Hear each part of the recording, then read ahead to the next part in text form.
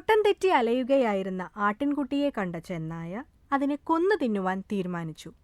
എന്നാൽ അതിനെ കൊല്ലാൻ ഒരു കാരണം കണ്ടെത്തിയിട്ടു മതി ശാപ്പിടാനെന്ന് ചെന്നായി ഉറപ്പിച്ചു. അവൻ ആട്ടിൻകുട്ടിയെ സമീപിച്ച് ഇപ്രകാരം പറഞ്ഞു: എടാ കുഞ്ഞേ, കഴിഞ്ഞ വർഷം നീ എന്നെ അപമാനിച്ചില്ലേ? ആട്ടിൻകുട്ടിയാവട്ടെ വ്യസന്നപ്പെട്ടുകൊണ്ട് മൊഴിഞ്ഞു: ഞാൻ ജനിച്ചിട്ട് മാസങ്ങളേ ആയിട്ടുള്ളൂ, കഴിഞ്ഞ വർഷം ഞാൻ ഉണ്ടായിരുന്നില്ല.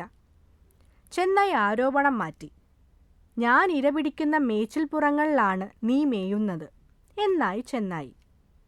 ഇല്ല അങ്ങുന്നേ, ഞാൻ ഇതേവരെ പുല്ല് കഴിക്കാറായിട്ടില്ല, ആട്ടിൻകുട്ടി പറഞ്ഞു.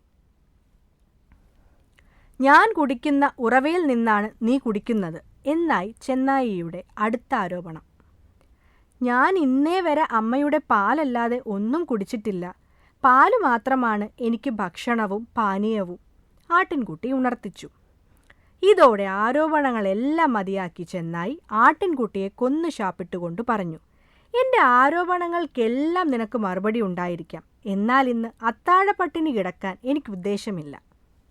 ഗുണപാഠം: ദ്രോഹികൾക്ക് ഉപദ്രവിക്കാൻ എപ്പോഴും ന്യായങ്ങളുണ്ടാവും.